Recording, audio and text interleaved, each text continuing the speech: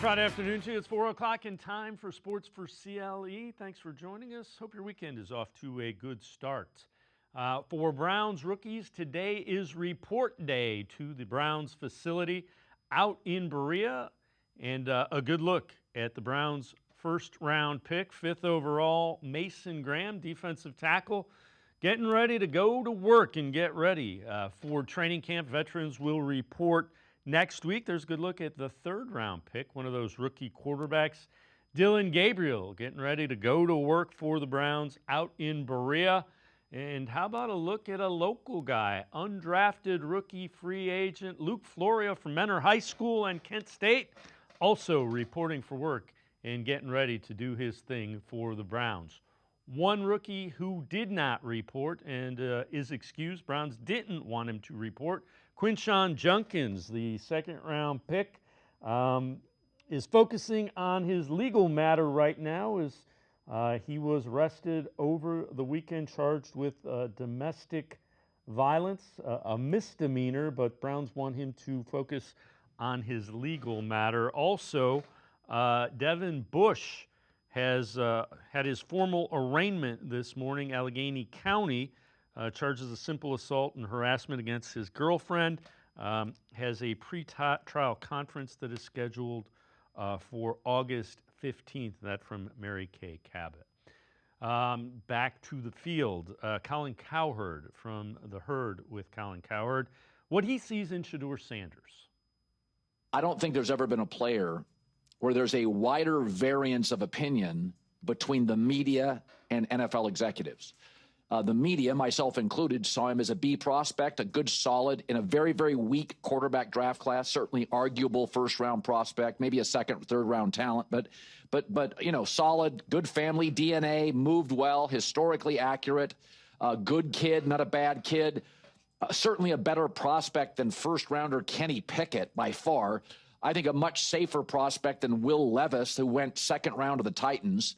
I thought he was a solid B prospect, crazy accurate, bad offensive line in college, no run game, and against good teams was always productive without a lot of mistakes. And yet he slid to the 5th round.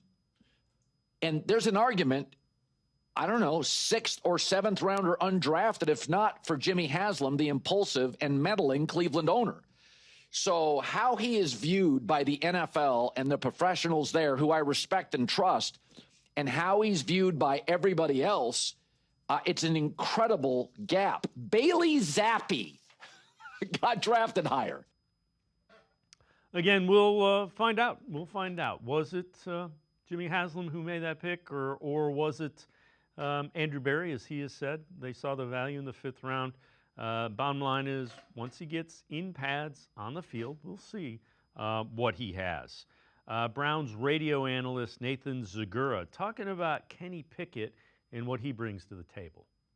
We were conditioned to not like Kenny Pickett. He was the starting quarterback of the Steelers, so we had to tear him down and tear down his hands and, he doesn't throw enough touchdowns and all those things, because that's what fans do. That's part of being a fan. Now, what you're hoping is that he can come in and be an efficient operator of this offense. I think we'll find out really what ultimately this run game will look like, but we hope to have a very good run game. We drafted the running backs to that end, and now obviously with Quinshon Judkins off the field transgressions or the allegations, we don't know really what that looks like yet, but you've got an excellent defense that 2 years ago was the best defense in the NFL. I think you are better in the middle of your defense and certainly on the defensive line than you've been at probably any time since the Cleveland Browns have come back in 1999 in terms of the talent, with a 1st-round pick in Mason Graham, a 2nd-round pick in Mike Hall, and then not to mention Malik Collins, who's a professional pass rusher on the interior. So I think that there's a lot there to like, and Kenny Pickett has shown he can be clutch. You don't have 7 game-winning drives in 25 starts if you don't have some type of clutch meter and the ability to come through in pressure situations, and you just hope that carries over. But from what they've seen so far, I know the Browns believe that he can run this offense efficiently. He can make throws to every level of the field. He's much more mobile than I think people realize, and he's somebody who's playing with a chip on his shoulder. And we've seen, some of these early quarterbacks bounce around the league. Obviously, Baker going and now becoming a perennial Pro Bowler with the Tampa Bay Buccaneers. Sam Darnold, what he did last year in Minnesota, and you're hoping that maybe Kenny Pickett can be a guy like that for the Cleveland Browns. Plenty of Browns talk ahead. Garrett Bush, Jake Burns, Lance Reisland, all will be joining us. Let's turn our attention, though, to the Guardians. Back in action to start the second half tonight. They'll be hosting the Athletics. Former MLB general manager Jim Bowden with his read on the Guardians. Are they playoff contenders and how it affects what they might be doing at the trade deadline? They're close enough, right? They're 4.5 out in the wild card, but they'd have to jump 6 teams, and they're 3 games under 500. And quite frankly, to me, they don't look like a playoff team. Their pitching is 18th in the sport in ERA and 26 in runs scored out of 30 teams and 20th in home runs out of 30 teams. I mean, they missed the right side of the infield. In the offseason, they traded Josh Naylor to Arizona. They traded Andres Jimenez to Toronto, and those were two key pieces. And so, you know, how do you rebound from that? Well, what I'm being told from opposing GMs is they are shopping Emmanuel Clase right now, their impact closer. They feel like Cade Smith could take over if they did move him. They're talking about moving on from Carlos Santana, the veteran that's kissing 40 years old right now, but still has some pop left. And they're even listening on Stephen Kwan that they're not intending to move the All-Star, but they will listen on him. They're looking for power bats. They're looking for controllable young position players to really build that lineup back, and they prefer guys that are non-arbitration eligible. So those are the kind of deals, you know, I think they're going to sell. I don't see a scenario where they're going to buy. I think the one bit of good news they're having right now is that Shane Bieber is doing well in his recovery from Tommy John. He's already had a rehab start, and they are expecting him back in the first 2 weeks of August. But I just don't think they have enough offense to get back in the race, if you're asking my opinion. So I think trading at the deadline and trying to reset a little bit makes the most sense for them. Yeah, I don't necessarily doubt that. The one thing that we heard from Paul Hoynes a couple days ago is he's talked to opposing general managers, and I have no reason to doubt Hoynes. He's been a beat reporter for a long time. He has the numbers, and opposing GMs are telling him they won't trade Emmanuel Clase or Cade Smith. So we'll see. Next 2 weeks, 31st is the trade deadline. We'll know all by then. Luis Ortiz, starting pitcher who was involved in one of those trades in the offseason. He will be still on extended paid leave through August 31st as Major League Baseball continues to investigate unusual gambling activities related to 2 pitches that he threw earlier this season. League announced that today. So again, they're looking at a lot with Ortiz, and he's going to be out another 6 weeks. So Luis Ortiz may very well be done for the year by the time is all said and done. Some good news. Travis Bazzana, number 1 overall pick of the Guardians in the draft a season ago, has been activated off of the injured list. He had that oblique injury that kept him out almost 3 months. It's been like 11 weeks. So Travis Bazzana activated, back doing his thing in the minor leagues. Let's turn our attention now to the Cavaliers. NBA national analyst for ESPN, Brian Windhorst, what the current narrative is around the NBA considering the Cleveland Cavaliers. Very good team, questionable whether they can win 16 playoff games or 12 playoff games. That's really the thing. They are the favorites in the Eastern Conference. I know that you see some sports books that have the Knicks tied with the Cavs, but that's a little bit inflated because the Knicks and the Lakers are never going to have square odds because they're going to, their fan bases are so large, and they set the bets accordingly. So the question of the Cavs is, can they defend well enough when it matters? We know they can score. They have scorers up and down their lineup. Can they defend with their undersized backcourt when it matters? And the Cavs' actions, you know me, actions over words. The Cavs' actions indicate to me that they're worried about that too. And the first thing to do when you're worried about something is go and try to address it, and they did. So time will tell. Time for us to take a quick time out. Other side of the break, Garrett Bush is up first. We're talking Browns on Sports4CLE. Stay with us. You got so much to do, it's got you feeling blue. Put a little play in your day, 'cause it's fun all over the state. So come on, great games wait for you and me.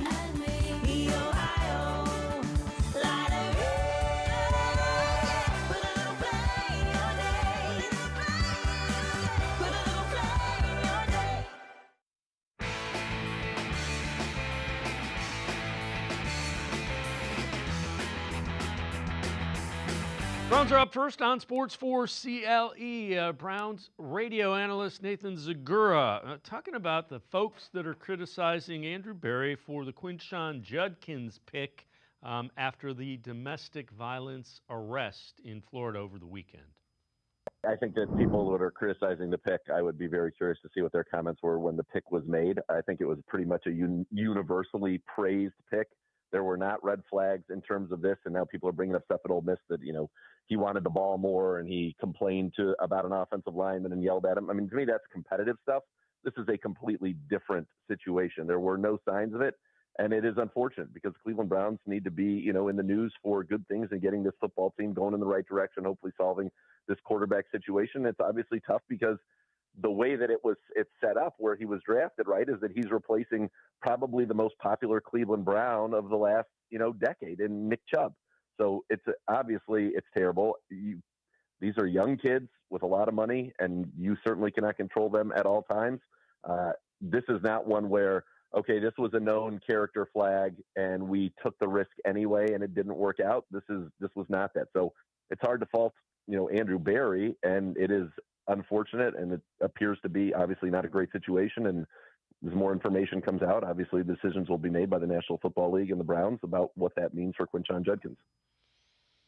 Let's welcome in Garrett Bush from the Ultimate Cleveland Sports Show in the Barbershop. G. Bush, if people want something to point at with Andrew Berry, that's kind of what this is.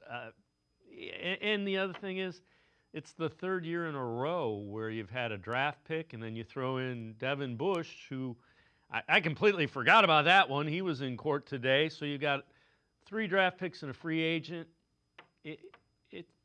It's tough. It's tough on Andrew Berry. Yeah, there's always unintended consequences, and there's things that you look at when you draft somebody.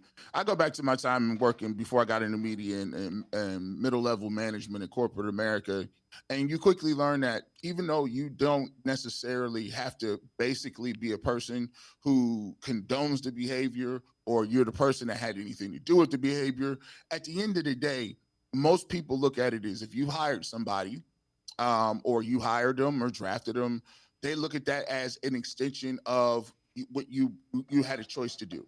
And fairly or rightfully or wrongfully, that's just how people kind of consider it. Now, when it comes to me, and as I look at this situation, I mean, you can't blame Andrew Berry. I mean, I come from an era where, my father always tried to tell me to be accountable for your own behavior and your own mistakes. And as a man, if you do make a mistake, you got to own it. And so I kind of live by that. Like, these guys are grown adults. They're not kids. They've been making money a lot in college. They've been paying taxes for a long time. And sometimes, yes, they are young adults. But when you come to decisions like this, you have to take accountability for what you did. And it's tough to say that Andrew Berry could have known anything about it because, and now I get it. If he had to do his due diligence and went in his scouting department, brought up some red flags in terms of Quinshon Judkins and some things in the past, and he overlooked them, then of course you can say, okay, well, you had an opportunity, you got the homework, you got the information, you did your homework, and what came up should have gave you some pause, but you went through that because you wanted to take a gamble. But from my standpoint, I never thought that even Mike Hall Jr. or Judkins had any of that type of, I guess, baggage. We hadn't heard anything. I haven't heard anything. I talked to people at Ohio State. They say that there's nothing where you would have saw this type of behavior become a pattern or anything. So it's just unfortunate. Like, people are fallible. People make mistakes. In the case of Quinshon Judkins, this was a grave mistake because of the simple fact that you're not under contract.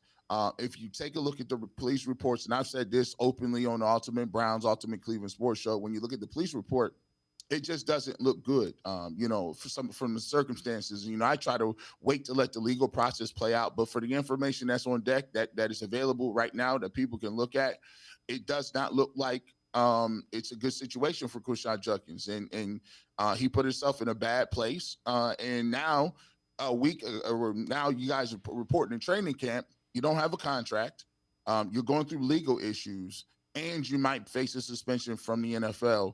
And it's unfortunate because, and I always say this, it's unfortunate to the young lady as well, because sometimes we approach it as just strictly football and sports because that's our industry and that's what the fans really, really care about on the field. How does it affect the Browns? But, it's a human business, it's a human world. And, hopefully he learns from it, not saying that he can't come back from any of it, but it was a big mistake on his part from what I'm seeing. Hopefully we'll figure out what's going on. But for the Cleveland Browns, Andrew Berry didn't put hands on anybody. Andrew Berry made a football decision. Everybody liked the decision when they drafted him. It's unfortunate he just made a mistake. I don't think that you can put that on Andrew Berry, especially if there was no red flags in his history. So, and we know, regardless of how the legal thing plays out, the NFL has shown, you can resolve the legal thing. We're still going to suspend you for X amount of games. Could be 4, could be 5, could be 6, who knows? How concerned are you with the running back room minus Quinshon Judkins now? I mean, you have Dylan Sampson, who's SEC Offensive Player of the Year, but, I think your running back room's a little light right now.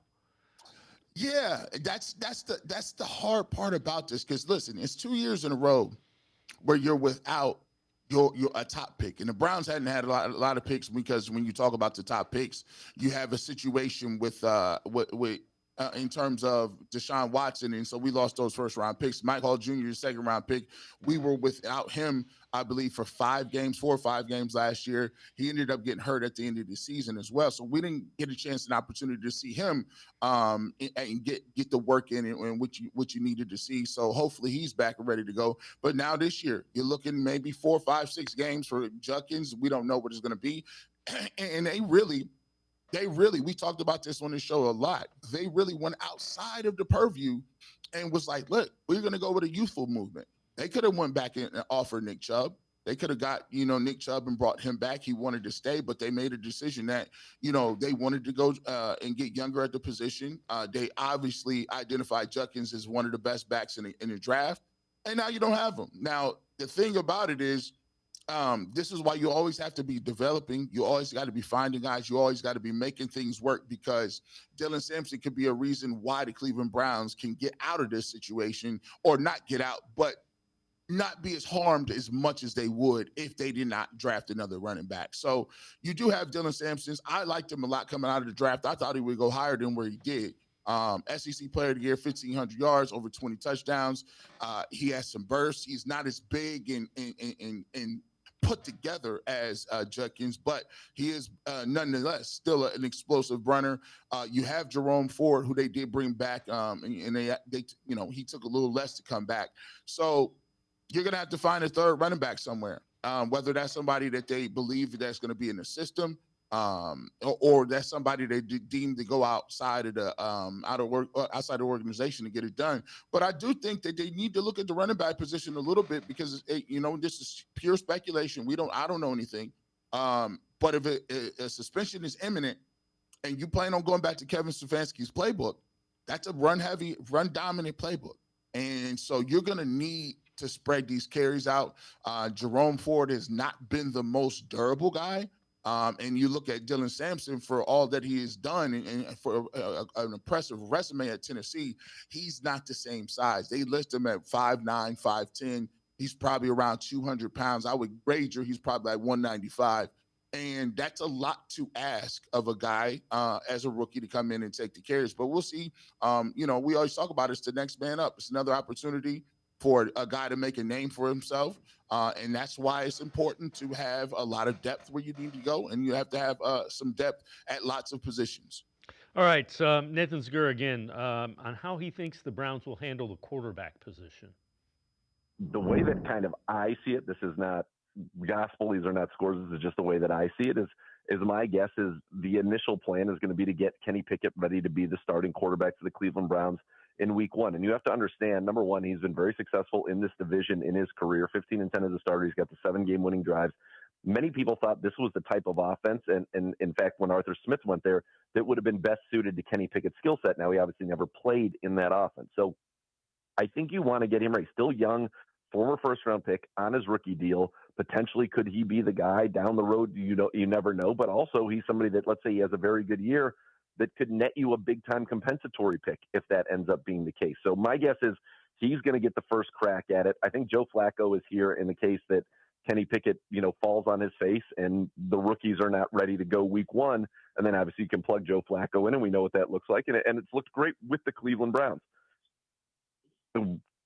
I really think that's going to be the goal, but I think you have to be so flexible, because if Dylan Gabriel or Shedeur Sanders lights it up and is looking good, you need to give them more opportunities. You need to put them in situations where you can truly evaluate them. I think the Browns are going to take advantage of the fact that they've got 90 guys here in training camp and you can still run things on two fields simultaneously. I think you'll see that, but I do think that they need to be very flexible.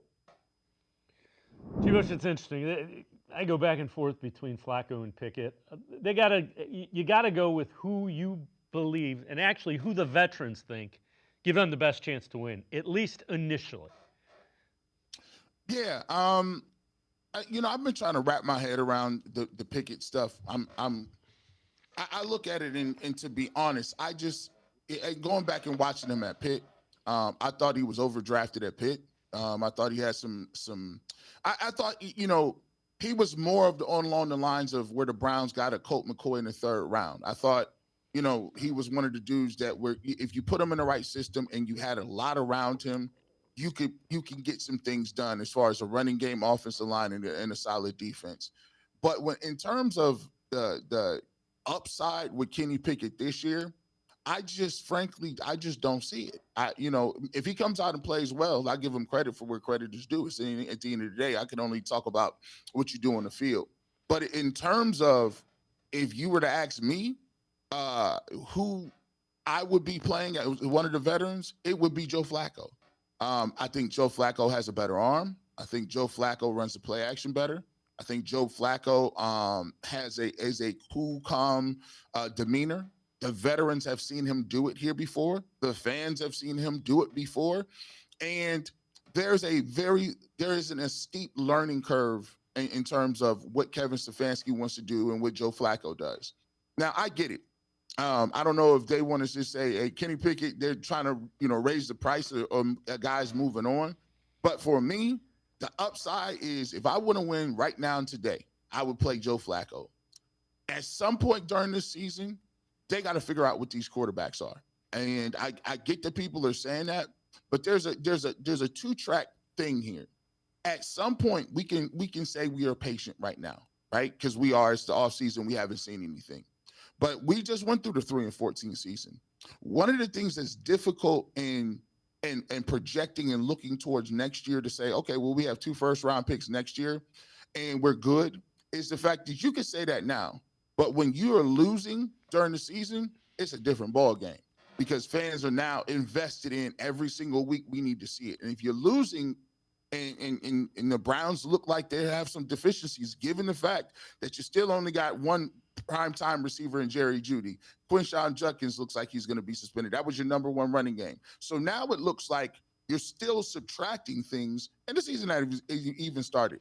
So to me, if this is going to be a season of transition, if this is going to be a season of trying to find out what you got and playing young guys and taking some of your lumps, then by all means, you can save yourself a lot of heartache and pain by playing some of these young guys. And at least you can say, hey, are we playing young guys? We already knew what it is. And then the goal is, in the opportunity in the present, it is that could be a blessing in disguise, is maybe you find your franchise quarterback. But in order to do that, you have to have enough sample size and enough leeway and enough games in order to make sure that you are making the right decision. Because the decision is not whether you're going to play to win some games this year, and it'd be great if the Browns made the playoffs, but we're a little realistic. The goal is, do you have what it takes to find that quarterback? And then do you have enough to evaluate them and then say, okay, what do we do next year? G. Bush and I are going to step aside, take a quick timeout. Other side of the break, we'll continue talking Browns. Sports for CLE. I'll be right back. Come back to go forward. Back to learning new things. Back to pursuing your dreams. Tri-C has flexible learning options to fit your life. And every year, more than 1,000 local companies provide Tri-C students with real-world learning. The right education can boost your lifetime earning power by hundreds of thousands of dollars. Start now with a college education you can afford. Tri-C, where futures begin.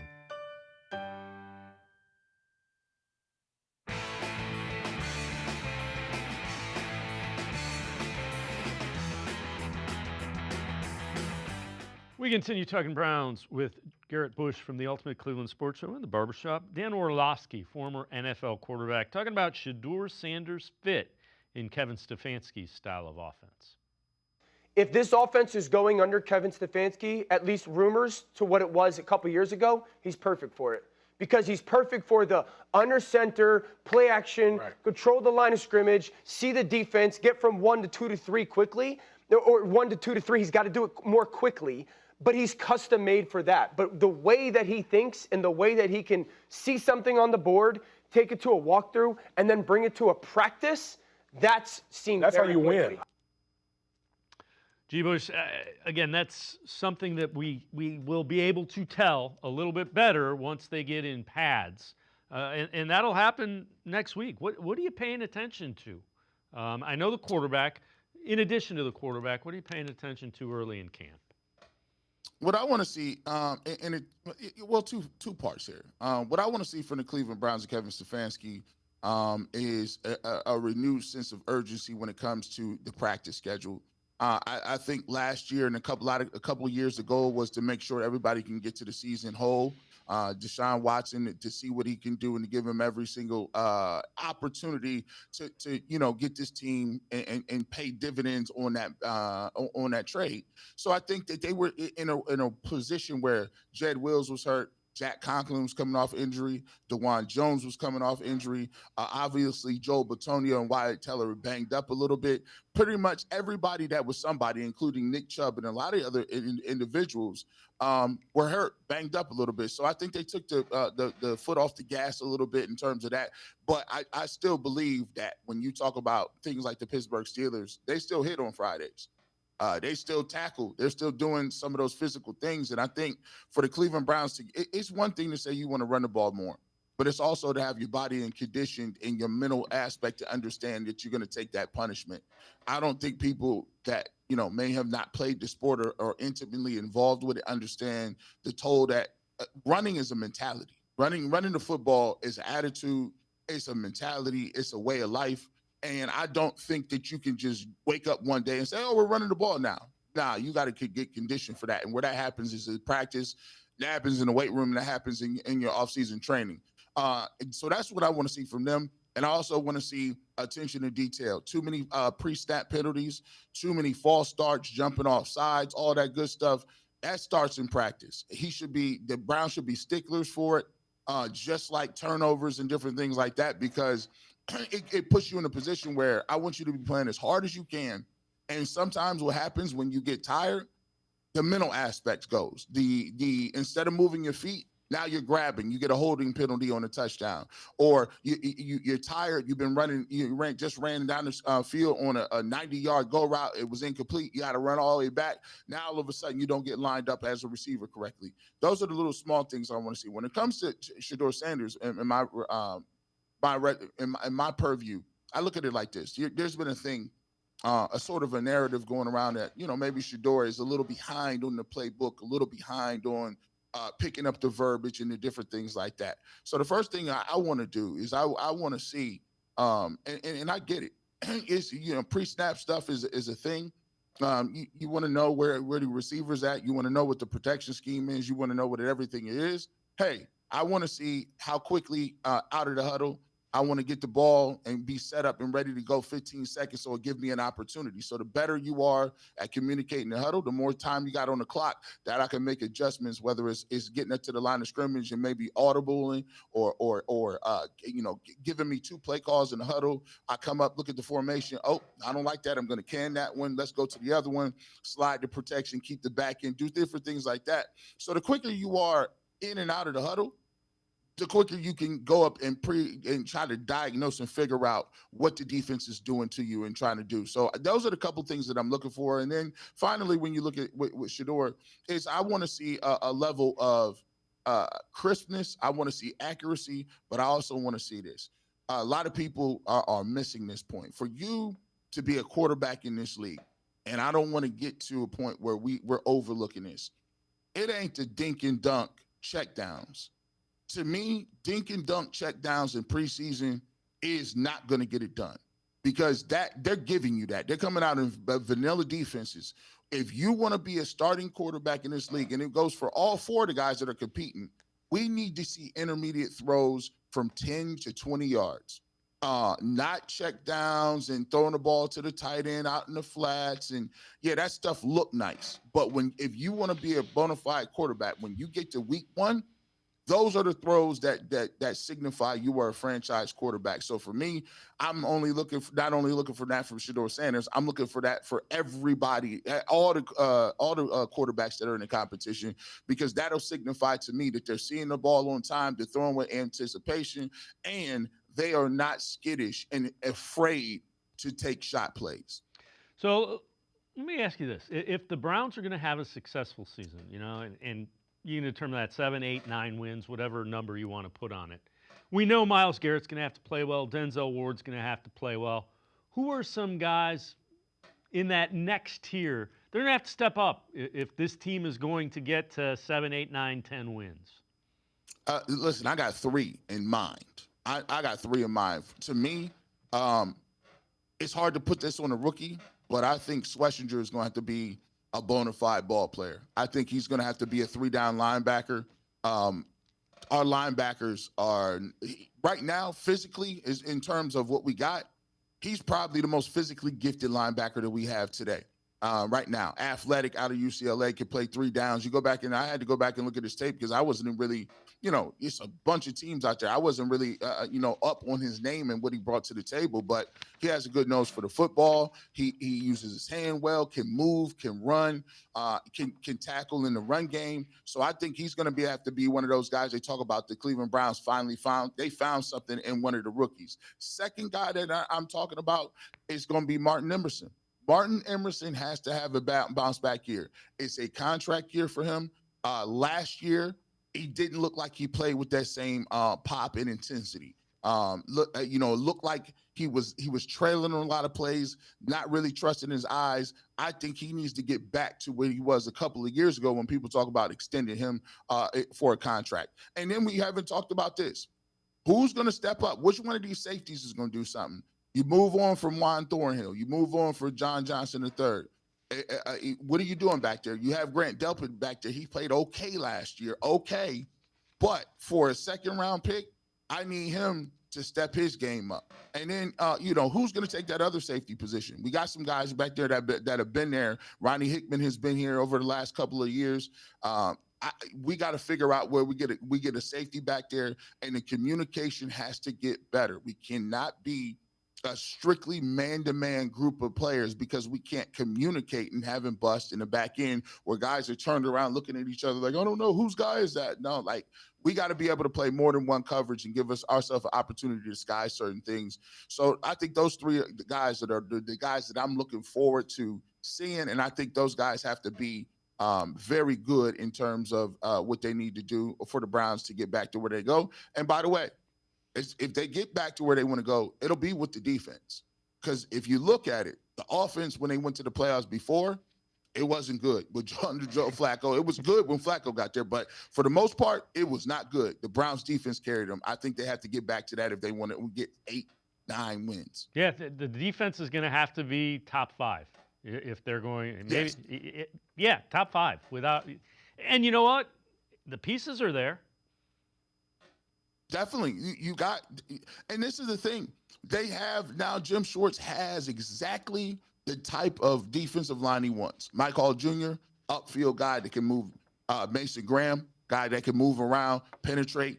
He has him. I thought Isaiah McGuire played well last year. Alex Wright is another guy on the other end. So you got now a lineup where it's no more Dalvin Tomlinson and Shelby Harris's that may not necessarily be the type of athlete that Jim Schwartz wants to run. So now you have that. So you have that. Schlesinger can move.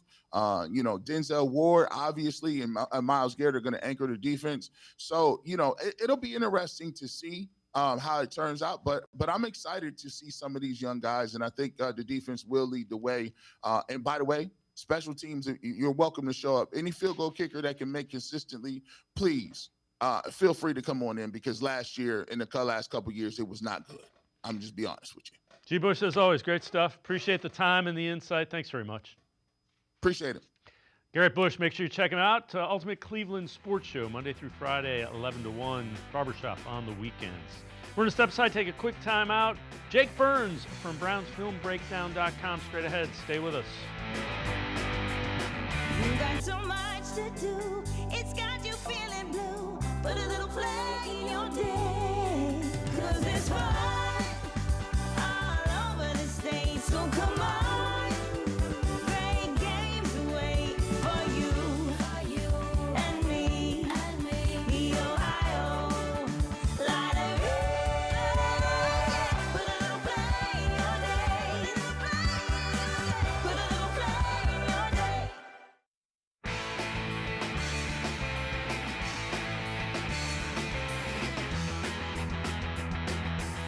We continue talking Browns here on Sports4CLE. Let's welcome in Jake Burns from BrownsFilmBreakdown.com.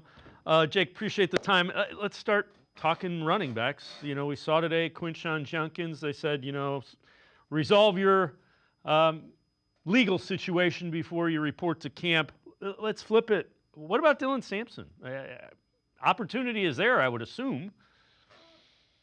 Yeah, I mean, it's pretty rare. I kind of documented this before the draft, but it's pretty rare for a team to take two running backs inside the same draft class in the top 4 rounds. Like, there's some minor examples of like an early pick and then a 7th round pick. And then there's some examples of, one pick one year and then another pick kind of in the same range as Sampson the next year. But like, it's rare for a team to do what the Browns did. And that stood out at the time and now becomes obviously significantly more important when you consider that one of them is now dealing with the legal side of the world. So yeah, I mean, it's they've kind of backpedaled into this, but nonetheless, it is good to have another drafted running back in the class that you can kind of lean into to see if they can handle a bit more than maybe what was anticipated. So yeah, I mean, Dylan Sampson is a premier player. I mean, he was really good at Tennessee. He was the SEC Offensive Player of the Year, and I think people can forget that because you really like Judkins, and a lot of folks who are Browns fans or Ohio State fans, there's a lot of crossover there, and you know how good he is. So, the excitement for Quinshon was quite understandable when you look at that. But I think Sampson a little lost in the shuffle there. But now, as we said, the opportunity waits for nobody really in the NFL. So if you are Judkins, you lose that opportunity here early to establish yourself, and his story's not defined. He'll get a chance to come back and play at some point, but this is the opportunity Sampson needs to prove that he can be an immediate impact player right away, get a chance to have a strong hold on the running back room. I mean, Jerome Ford will still be a part of this, obviously, and I think that Pierre Strong will still get a chance too. And we'll see if they poke around the veteran running back market, depending on what they think is coming for Sampson or for Judkins. But yeah, I mean, I think Sampson lost in the shuffle a little bit, but really good downhill, one-cut runner, good explosiveness, not the ideal size for the position to be a 3-down workhorse type, but I think, again, it's a matter of how you're using him in terms of the snap count you want to go to. So, I think it's quite possible he could have a Bucky Irving-like impact his first year here,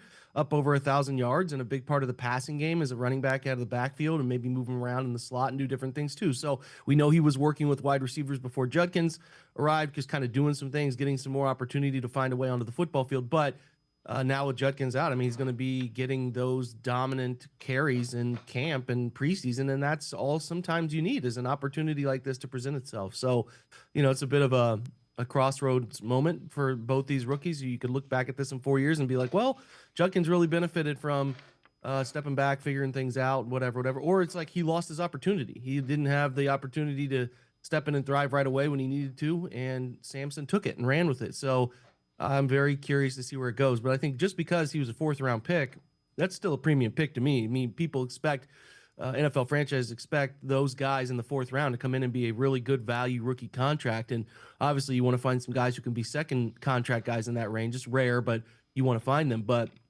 like with Sampson, I mean, again, you don't win the SEC Offensive Player of the Year for nothing. He can certainly play. And in the grand scheme of what I think the Browns want to do running the football, he'll have a chance to impress pretty quickly. The young guy, too, so it'll be interesting to see how he develops. All right, you mentioned him, Jerome Ford, and I know you've done kind of a breakdown, a film breakdown, the run game dilemma for the Browns. So take us through that and kind of how you view what might Jerome Ford's role be now. Yeah, I mean, Ford is a guy we were thinking, does he have a role? Does he not have a role? That was the question when you have those 2 rookie running backs. It's like, how are you filling opportunity for him? But now we know that at least for a duration of time, there's going to be opportunity for Ford to get in the mix. Now, we could, obviously on the outside looking in, they could be still bigger intentions for him than we know. But as you looked at it, it was easy to suspect that he might, be very reduced. They reduced the salary. There was a lot of things done there that didn't indicate there was an expectation for a giant workload. But yeah, I mean, what I tried to do in the video and really talk through on the website is these guys have just the run game is hard to cut anything positive out of it for like the last 2.5-3 years. Really, when Nick went down in the early 23 part of the 23 season, it's hard to figure out what they wanted to do and where they want to go. They are one of the worst teams in under center run game the last 2 years. And while they're better in the gun, and really Jerome Ford's splits are far better from the gun, both zone concepts and gap concepts, they can't live in the gun. They don't have a quarterback that can live in the gun and really not benefit from getting under center in that play action that is so powerful for NFL teams. So I just think that they have to figure out what concepts from under center they want to run. Can Ford be more consistent? Because he's been like a 3 yards per carry player under center. And really what, again, there's about a 27-minute video of talking through where the issues for him come with under center vision. He just doesn't have quite the second level vision you need as an under center runner. Whereas in the gun, where you get a bit more spacing and a bit more time to process it, he's better. So the question is, do you want to use him in a place he's not as adept? Do you want to put him more in gun situations? And does Sampson fit better into your under center look? I know Judkins was a bigger part of their under center plans, but the pivot point now between like, okay, well, you're going to have to play these two for a large portion of the year, at least a large portion, a third of the year. How does that fit schematically for what they want to do? So I'm just fascinated by it because I think between what Kevin did early in his career and kind of Nick's ability to make everything look good, right? Like you and I could design the run game and Nick could figure out a way to make it work. But I just think that how they layer what they used to do with some of the modern stuff I think they need for the running backs that they have is one of the more interesting pivot points for the offense this year, because you cannot have another year like 23 and 24 where your run game is one of the worst in the NFL with the quarterback room they have. And this is why there was a little bit of excitement about rewriting that running back room, maybe getting a little healthy up front, is that you had a chance to rewrite your run game efficiency a little bit here, get better there. So you become a little less confident in that now. But yeah, I mean, to me, the point about Ford is like, can he take these deficiencies he has in processing run game, which is so much you need to be a step or two ahead in terms of where guys are going. And I try to, again, illustrate this in the video. Come to Browns Film Breakdown if you want to see that like full-length video. But we're really looking at like, hey, how does outside zone work? Here are the 3 courses, and here's why at times he struggles. On top of the offensive line not always being great at times, but this is why he can't consistently put forth 4.5, 5 yards in this scheme. And if they're going to get back to this, does Jerome Ford fit into what they want to do with that stuff? So yeah, that's why I think most people around the NFL are pretty worried about the Browns offense, how it all fits together from a puzzle perspective. And then, the run game stuff has to build the pass game stuff to make things easier on these quarterbacks. So, I think the apprehension there is quite easy to find, especially now that you lost one of your better weapons there. We'll see what that shakes out to suspension-wise. But yeah, that's a big part of concern. Is there enough difference in skill sets between Sampson and Ford, or are they kind of redundant in what they do well? I think Sampson's a better natural runner. And Ford is fine. I mean, he can make people miss. I just think Ford is limited to needing operating space, whereas I think Sampson's got a better ability to get skinny, find holes, and make a more decisive approach to that sort of like what Ford struggles with is when he approaches the apex of the decision. I got to make a cut here, there, or be a little patient here to get there.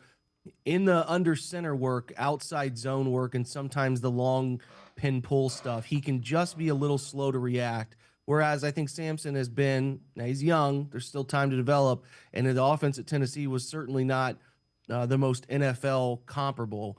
But I do think the gap stuff they ran at Tennessee, power counter stuff, a lot of that, and some tight end fold stuff is stuff that the Browns will use in a different variation. And I think he's got a chance to be fine. I think he's got a better burst. I think he's got a more decisive approach to the position. And I think that can benefit him. But again, there are times when Ford can make people miss and do things that are fine. I don't know that they're redundant per se. I think Sampson's got a little more natural running back to his game that I think has a chance to be better long-term success. And mostly it hinges on, I think, his vision, decisiveness. But Judkins was certainly the better of the three. And as hard as it is with Judkins to see this happen and how this will go and how it'll shake out and what it'll do to his rookie year, it's like I said, his story is not defined. He can come back and still put up a really nice NFL career. And I think he will, because I think he's really good. I think he's good in both phases, powerful runner. He brings a level of power that those two just don't have. So fascinated to see them all together when the time comes. But yeah, I think Ford and Sampson will do okay. I feel okay about how they can handle it until Judkins is back. But I am interested to see if there's more to Sampson's game than what we saw at Tennessee. But that was already a pretty good player. All right, before I let you go, I'm curious. I know you've done this on BrownsFilmBreakdown.com. Best and worst decisions since '99 for the Browns. I mean, yeah, I tried to rank out like 25. Me and Jared Mueller got together. Is another works at Dogs by Nature over there. Like, yeah, if you want to listen to it, it's lengthy. Let me put it this way: the 25 worst decisions are way easier to find the worst decisions than it is to find. I can only come up with 15 like great, and these are just front office ownership decisions, hiring. At the top of the list on the Brown side is like the Hugh Jackson, Deshaun Watson stuff is obvious. And then there's like the Manziel draft and Justin Gibbs. There's just so many. There's like an abundance of them, but you're kind of breaking it down by like which ones had the biggest impact and which ones had like lingering effects into future seasons. Whereas the other side of it was like the decision to not trade Joe Thomas to Denver, or there's like the Peyton Hillis trade for Brady Quinn and trading Trent Richardson and getting back a first round pick. There's some good ones. It's just those good ones when your team only has like 4 north of 500 seasons, it's harder to come by. So some good free agency signings, some of those things that we talked about and went into in that one. But yeah, I mean, there's so many mistakes since the turn of the century. So it's actually kind of fun to revisit them and talk through which of those had the most impact and kind of rank them, because it's the volume was a bit jarring, to be honest. All right. Before I let you go, where can people find that and your film breakdowns? Tell us how they can find you, Jake. Yeah, so we're on Substack. So that's a website, brownsfilmbreakdown.com. And that Substack feature allows you to download an app to your phone, which delivers everything to your phone and email. So we do a community through there where we have chat forums and talk through stuff all the time. Very passionate fan base group with us. And obviously, if you're a film room junkie, you want to know more about the details, the X's and O's, that's what we pride ourselves in. So yeah. brownsfilmbreakdown.com. We're on YouTube and all the, Instagram, Twitter, social platforms. You can find us. As always, great stuff. Appreciate the time and the insight. Thanks very much, Jake. Thanks for having me, guys. Jake Burns, make sure you check him out. brownsfilmbreakdown.com is where you can find him. We're going to step aside, take a quick time out. Lance Reisland up next. Sports4CLE. I'll be right back. Stay with us. Come back to go forward. Back to learning new things. Back to pursuing your dreams. Tri-C has flexible learning options to fit your life. And every year, more than 1,000 local companies provide Tri-C students with real-world learning. The right education can boost your lifetime earning power by hundreds of thousands of dollars. Start now with a college education you can afford. Tri-C, where futures begin.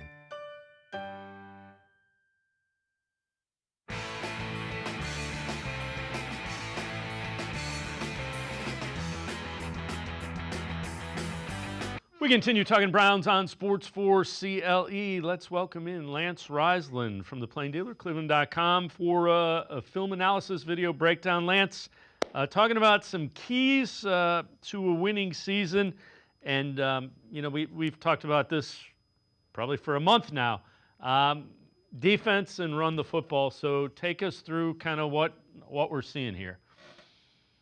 Well, the key is for the Browns. First, I can see here a little pin and pull. This is back, with Pierre Strong, who I tried to find some cuts with these guys who are there. Just the identity, right? Then you're going to see an end zone copy. You're going to see Teller blocking down, Batonio pulling around. So you got to run the ball so you win. You win on first down, help that quarterback. Then you can see Shelby Harris here on a slant move in the backfield, stopping the run. Then you're going to see just a great team defense where they're all running to the ball. 2 years ago, when they were elite on on defense, that's what they did. They caused havoc, and you're going to see it again. It starts with the pin and pull, the counters. You're going to see Teller, the right guard, block his guy down to the other hash, and they have to stand up. This more than anything else is establishing the identity on both sides of the ball. However, what it really does is it helps your quarterback by winning on first down, new quarterback. Then your strength on defense is your pass rush guy and your coverage guy. So if you can win on first down and make that team throw, this is why I'm a lot higher on the Browns than everybody else. I think the Browns have a chance to be pretty solid. I don't know how many games they're going to win, but they're going to be in a lot of games because of these four things. And it starts with running the ball, stopping the run, having an identity, relying on that defense. If they can do that, and it starts there, they'll be very successful. Yeah, and we're watching some of the run plays defensively. And last year, you did not see that winning at the line of scrimmage where the back gets the ball and there's defenders around. And these two clips show it perfectly.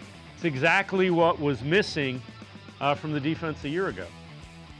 Well, and this is Schwartz's style, right? So now he's got the guys he likes. He's 8 to 10 deep on that defensive line, and their job is to do exactly what you said, is to get into the backfield, make it very easy for those linebackers to fly around. I think Schwester's got a chance to be pretty special because of how big he is. The loss of JOK obviously hurts. So many of my clips are of JOK flying around. But this defense is more about the mentality and getting upfield and taking risks and creating turnovers. And there's things they have to do, but they got to win on first down, run the ball, stop the run, and that'll be the key. Yeah, and the defensive tackles that they've added, Mason Graham in the draft, Malik Collins, are probably better than any two that they've had at getting into the backfield and creating some disruption. Well, yeah, and so not only a guy like Graham is really special because he's 320, but Collins is huge too. And like I said, those two were super impressive. Everybody worries about, Mason Graham throwing up. I promise you, folks, when this guy gets the pads on, everybody's going to be very happy with this pick. This is as a former wrestler. Malik Collins has those little ankles we all look for as coaches. His ability to laterally move, get upfield, get off the ball, pass rush, pressure. They have 8 to 10 guys that really fit the mold of what Jim Schwartz does. So not only are these guys improvements, but these guys are super improvements in this scheme. This has a chance to be a very, very, very good defensive line, top 5 defensive line, in my opinion. I try to base things what I see on film. These guys have a chance to be really good if they all play to their potential. All right, so we've talked about running the football, stopping the run. Point number 2 of the 4 points, win on first down on both sides of the ball. So take us through what we see here. Well, they all tie together, right? So you're going to see when you win on first down, Myles Garrett and this defensive line gets to turn it loose on passing downs. That's very important. But what they have to do, and then if you win on first down at 2nd and 5 or 1st and 10, you establish that run. Now you can pull that backside guard, throw some play action. Now you don't need super depth at receiver like we've all talked about. So again, they win on first down, this defensive line gets to turn it loose. You're a power run team, your identity, it's 1st and 10. You see 7, 8 guys in the box here. They're thinking run. This is what happens when you're a power run team. You get these deep shot, these deep play action chances. Obviously, they got to hit him. They got a guy that can go get it in Jerry Jeudy. But again, if they can win on first down, now it plays to their strength. Win on first down, get it to 2nd and 5. Win on first down on defense, allow those pass rushers. This is why I get excited about the Browns, because they have some of this capability. They have the players that could do this. Yeah, and Joe Flacco, we've both said he fits what Kevin Stefanski wants to do. So if you give him a little bit of a running game, that would open up the shot plays that this offense likes to take advantage of. Yeah, and if you go back to the regular season Texans game where they took all those chances downfield, and I've said it before, and you and I have talked about it for years, they got to have some chunk plays, those 25, 20 to 25, 30, 35, those chunk plays so you can help your offense and you don't have to go 10 to 12 plays. And again, if you're a defender, right? If you can get to 2nd and 10 or 2nd and 8, you are now in control. And now Jim Schwartz gets to do what he likes to do: find those matchup, create pressure, take away short throws, cause havoc, create turnovers. There's a lot of things, all 4 of these things, in my opinion, tie to each other and build off one another. But they got to win on first down every single time. After they stop the run, they all connect. And it starts with, if they can win on first down, they'll be in a lot of games. All right, so third point of the 4, create turnovers, protect the football. This has been a problem for the Browns the last 2, even in the 11-win season. It was a little bit of a problem. Well, it tells you how elite that defense was because they didn't turn over. So you're going to see an interception here from Hickman. He's playing that middle field, robbing the middle of the field. Great return on the touchdown. They have to create short fields for this offense, right? So if the offense doesn't have to go 80 yards, they can be successful. In the same breath, the quarterback, this is what Joe Flacco has struggled with, turning the ball over. Again, you want to make sure that this opposing team that you're playing each of the 17 weeks has to go long distances over and over and over. It's hard to do it against an elite defense. And if I'm the Browns coach, I'm not worried about rebuilding. I'm not worried about taking a look at guys. I'm thinking my defense is legit, top 5.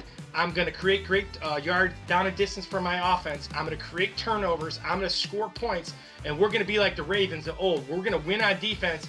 And the offense has got to not turn it over. Make sure that every drive ends in a kick. And they got a chance. And as a football coach, and I grew up a coach's kid, these are the things that you get excited about as a coach, even though no one else does. This is not flashy. This is not sexy.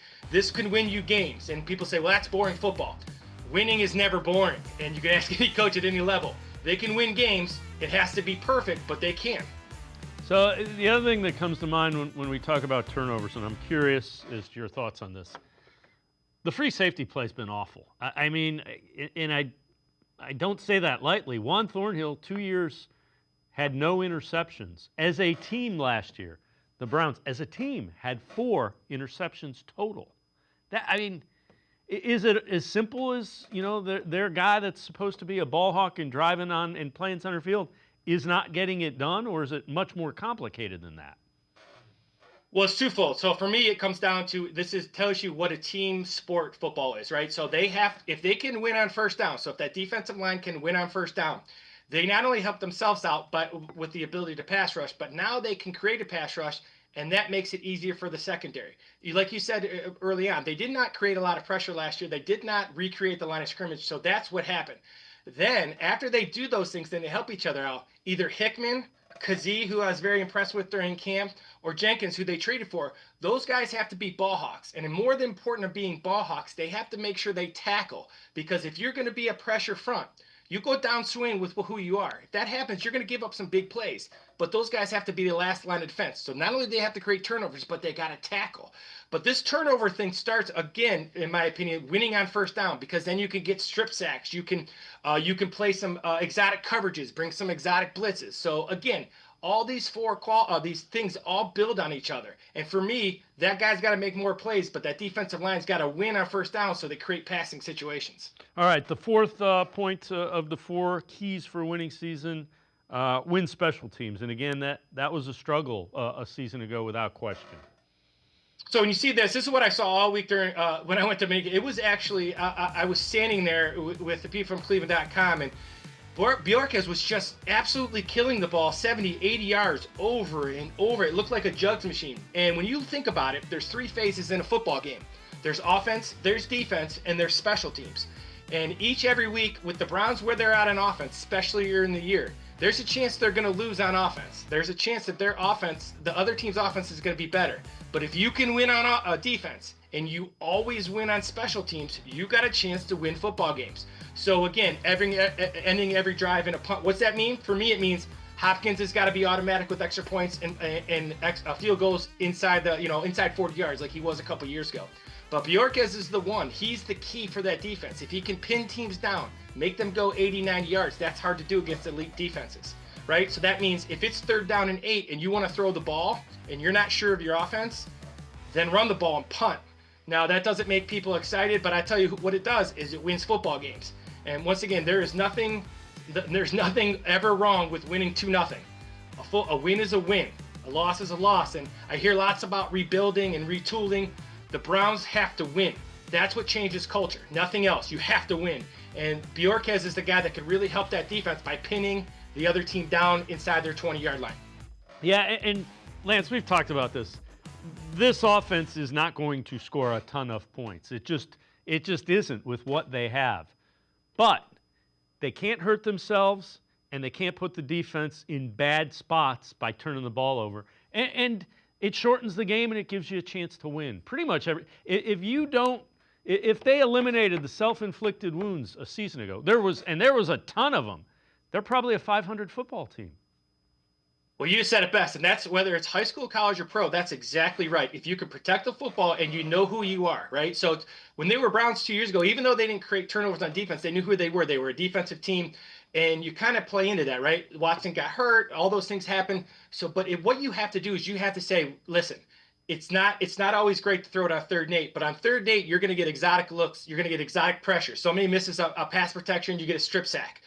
They have exotic coverages. They do all kinds of different stuff on 2nd and long, 3rd and long.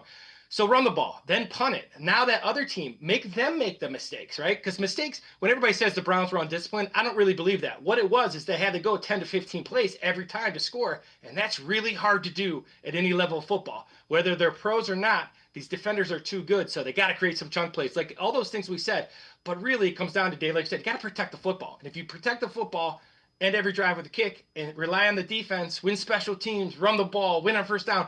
Those are all obtainable things with the roster the way it is right now. Lance Reisland, as always, great stuff. Appreciate the time and the insight. Thanks very much, Lance. Absolutely. Thanks for having me. Lance Reisland, make sure you check him out. Always really good stuff, film breakdown, video analysis, cleveland.com, as well as The Plain Dealer. That's going to do it for this edition of Sports for CLE. Have a great weekend, everybody. We will see you back here Monday at 4 on Sports for CLE.